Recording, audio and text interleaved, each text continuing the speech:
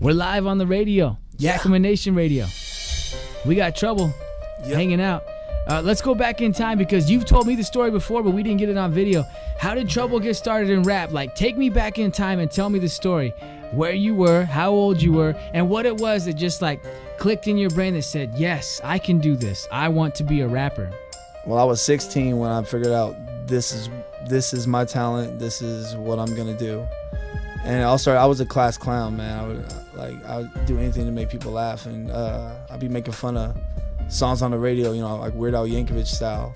Okay, I like hip hop that. songs and stuff. And somebody thought, oh man, you can actually rap. You should do that. So I sat down. I tried writing a 16, and no, I don't remember it no more. And yeah, it was crazy. Like even the first 16 I had was really quick. Like I was always drawn to that more rapid style. Where were you going to school when you were a teenager? Mount Tahoma in Tacoma. Oh, okay. Mount Tahoma High. And so it all started just as kind of a joke? Or were you serious, but that was your way to like kind of test it out? Yeah. I've been serious about it since day one. Like, my mom thought I was crazy the first time I told her. And then the first time I heard of you was when you were Trouble Mind and you were working with Caesar Mill. Yeah. And that was back in what, 2000, the early 2000s, right? No, I'm gonna say 07? No, because 07 I was still with rocking with Curse Productions. That's when I first came out with my first banger. Trouble in the Valley. You were working with Curse? Yep. That was the first producer I ever worked with around here. See, a lot of these historical Yakima Valley hip hop scenes, I hear about Curse. I never got to work with the man. No? But I hear about him. My cousin Mystic talks about that was one of the first producers, and that was I think the first producer he really worked with too. So tell me about that. Curse, man. Rest in peace. He was a really cool dude. Like he had a studio and we got together, and first it was me just paying him to come out with a CD, and I came out with that CD. It was all right, but we kept a pretty decent relationship for years before I went to Caesar Mill and started really rocking with them and started doing shows and just going crazy with it. And how did it come to where you hooked up with the Caesar Mill team? Because actually Suave recorded with Curse.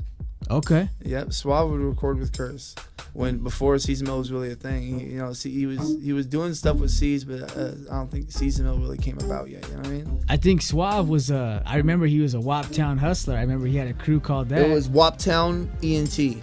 That's what it was. See, we're going back into history. Abel. I don't know if you know Abel. I remember. Yeah, it was Suave, Abel, and a couple other dudes. But yeah, that's what it was. And then he didn't want to be on Curse Productions or anybody. He wanted to be Wop Town ENT. I remember that. All right. So then when Caesar Mill decided they were going to come up with a team here in the Valley, they got people to be on the team. Is that how it worked? Well, kind of. I just happened to see Suave. They had their studio at Track 29 in Yakima. And I just happened to see him and say what's up. And, we always talk about music every time we see each other. And he just brought me to the studio, and Caesar's right there. And I think I busted a flow for him. And, we got this track right here we're going to get you on. And we just did a track, the rest is history. But then from there, you became part of your own team. Is that right? Or did you go with another group here in the Yakima Valley after you were with Caesar Mill? After Caesar Mill, I was rocking, basically on my own. Me and Retro came out with a project, Bury You With a Smile. Have you heard Retro's story? Oh yeah, his story in 15 minutes or whatever. Yeah, well he came to the door and he said, I heard you guys play local rappers' music here, and we didn't know each other. And I said, yeah, we do. And so he goes into this room in the back and he did his first rap. And then when it came time for his first ever live performance, we were at the Hideout in 2007 at the Wop Town Bash. And he had a song that he recorded in that room.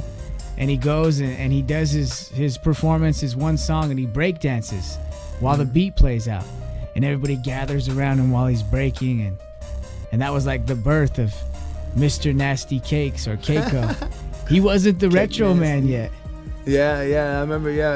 When they were when he first got with Caesar Mill, everybody was saying, you need to come out with another name because not that there was anything wrong with Cakes, but he was known as a tagger and a breakdancer. He's like, you need to come out with another name, another persona, just for your rap. And that's where retro came about. Let me just tell you, there was some funny names thrown around and suggestion. Now, is this all going on in the Track 29 studios? This meeting you guys are having? This was actually in the studio we had after that. I never got to go to the Track 29 studio. I always heard about it though. That was a nice studio. I miss Track 29. Yeah, it was a cool place. I used to go and look at baseball cards there back in the late 80s. Oh yeah? I just, exposed how old I am. How old are you, Trouble? 31, man. Do you remember collecting baseball cards? Nah. Okay. Well, for me, we used to collect baseball cards. We would go to gas stations like that Roadrunner across from the post office in Yakima. We would go there and we would get Topps baseball cards and have an old rock hard piece of bubble gum in there. But we would always try to get all the players that we wanted. Then we would go to school and we'd show off our cards and trade them. Anyway, they used to have a couple of shops at Track 29 that were just baseball, football, and basketball cards. Like, that's how popular it was. Anyway, that's what I remember Track 29 for. But I was hearing about Season Meal, I was hearing about Suave, I was hearing about you, and I was hearing about the studio. And I was always cool with C's, like as far as saying what's up and everything, and cool with Suave saying what's up. Because Suave was cousins with Crispy, and Crispy was in the Red Sox, still is. Yeah. But then we never got a chance to work together. I mean, Crispy might have went to the Track 29 studio, but I'm not sure. But I never got to go. I don't know. I know CTM, when used to be a thing, they recorded there. Oh, that was Blaze from 99.7, right? Yeah, it was Blaze and Germ Rock and I don't remember. It was like 3 or 4 of them. Wasn't Germ Rock from Top Squad though? Oh yeah, you're right. Call me out on it, man. We're going back in time, man. You gotta get your history right, Trouble. But yeah, I remember hearing about Trouble Mind, and I don't know where it was. I saw you perform somewhere, but I can't remember exactly where we were. But I remember too, Season Mill had a dance routine going on. Yeah. Did you do the dance routine? Yeah. Oh yeah. Yeah. Honestly, I'm not to brag or nothing, but me and C's, I kind of suggested doing the choreography first. We'll and I kind of pulled that because I used to go to Tech 9 shows and I see them do really dope choreography, and it really made the show entertaining and brought it to the next level. You know what I mean? I knew they had other factors that were in, like the lights and the smoke machines and all that stuff, but the choreography was really dope and that was very doable. You know what I mean? So yeah, we just started putting it together, and like basically it came about like anytime we have a really dope song we know we're gonna be performing a lot, we come out with a dope choreography to it, like some kind of, something to bump it up to the next level. Hey, what's changed from 10 years ago to now as far as the local hip hop and independent artist hip hop game? Well, a couple of things, man. Like, I don't know, there's less places that really showcase local hip hop around here now. I remember, like, for the younger crowd, there used to be like Club 519, and there was Club 54, and there was oh, I forgot about that one. Right across the street from the canned foods, yeah. What was it before it was Centenarios? It was what was it before it was Centenarios? Okay, tell me where in Yakima it is. It's say what it's across the street from. It's like off of, what's it, First? It's off of First, right there by what used to be the Yakima or the Uptown Plaza, but now it's Orion. Oh, I do remember that. Too Short had a show there. Yeah, you guys did have a show there. I remember seeing you guys there. Tuskins too. Tuskins, it was always a dope one. It became Tuskins 2 later. No, oh yeah, that too. But I'm saying Tuskins was a dope spot. And Zilla. Yeah, man. Tuskins and Zilla. That, like, they used to have the Northwest Spotlight every year, man. That was popping, man. We'd have like 350, 400 people show out for that. It'd be popping. Okay, this is what the show is about. What can we do here at HipHop Drop to, I guess, bring back more to this scene that we have? We can't be the major part, but we can only be a part of it. Because everything that we're talking about now are things that we miss, you know? Yeah. That was a chance to get up on a stage and perform live and represent for the Yakima Valley. What can we do where there's more of that? That's kind of what I'm trying to figure out. And that's a good question. Yeah, it's a hard one too. Why do you think there's less opportunities? I don't know. The attention is geared somewhere else. just turned away from local hip hop. I don't know exactly where it's gone, but that's what I feel like. Well, let's think about it. Let's come together in this Yakima Valley is what I'm saying.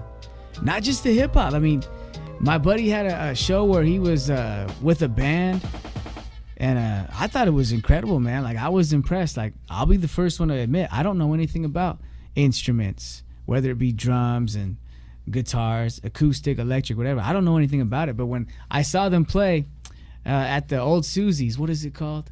The End Zone, which is a place that offers opportunities. Susie's was. When I saw them perform at the End Zone. Actually, got another show coming up at End Zone this next month.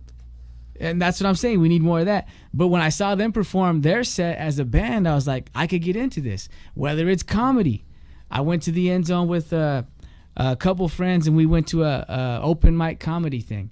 Whatever we can do with entertainment in this Yakima Valley, and we can help each other and promote each other. If one person from this Yakima Valley, whether it be an actor, a comedian, a rapper, a singer, whatever it is, I'm ready to support, man. And once we all come together, an artist, once we all come together and say we're all going to support each other, we're going to go far. Oh, yeah. But, I mean, we all experience it where we argue or we get petty over, like, small amounts of money. Or we get petty or we argue and we get jealous or we have misunderstandings over petty things that don't mean anything. Mm-hmm. When are we going to say these things in the big picture don't matter and don't mean anything? If we could all come together and all the rappers from the Yakima Valley came together and said, let's do this for each other, we could have a show with 300, 400, 500 people there. Oh, yeah. Man. And have a good time. The charts, bro. You can get closer to 1,000, man. There's a lot of talent around here, bro. We can get them all together and get, there's more than a few people out around here that's got a good, decent-sized fan base. We all come together, bring all those fan bases together, have a good time without the violence, without any of the nonsense that we know can happen in this community. It's going to be good. Oh, yeah. I'm waiting for it. I'm ready for it. I'm only getting older, but at the same time, I love doing radio because I can go back in time and talk about all these stories that some people will remember and some people will learn about, you know? Yeah. Hey, I'm ready to see the rap. Are you ready? Oh, yeah. I was born ready. All right, ladies and gentlemen, his name's Trouble. He's got a show coming up in October at the End Zone. Real quick, where can they go see you at the End Zone? Or what's the date? I believe it's the 12th of October. Okay, who's going to be there? Freaking Bibster from Seattle. Bibster, the Seattle rapper. He came over for those Des Lucas shows. I'm going to look him up on YouTube after the show. Yeah, Bibster. check him out. He's got some dope stuff. All right, Trouble. HipHop Drop. Let's go. Yo. You assume I'm sick cause I'm quick with a weapon drawn. If he step into the reverend to bless him cause he be gone. Coming against the makers of trouble, you better beware. Tell me to go to hell, I'm already living there. Yeah, we're here, and it's clear that there ain't no escape. You can put the bullet in your brain, maybe go bang out it straight. Travel to the pearly gates where you hope to get in. When you don't, drop to your knees and you hope to repent. You feel the weight of your sin as you slowly sink through the flow. And when this images ago you never dreamt of before. Feel the pain in every word, a sentence that make you hurt. Hit you right in the chest and have you lying in the dirt. I'm putting in work like a madman. 24/7, never sleep, the Sandman. 509, hella high, tell a land, man. Coming with the flavor, y'all looking bland, man. Damn, man, I'm kicking like Van Damme. A hater I can't stand, made me wanna throw hands with the man. You coming through my land, better show respect. Darth Vader to my foes choke your neck, yeah. I'm impressed again, man. I appreciate you coming by, Trouble. I like that. Oh, yeah, man. Always a pleasure, man. Thanks for having me. Much love. Outlaw. Yeah. His name's Trouble. Troublemakers. Look him up. This is HipHop Drop.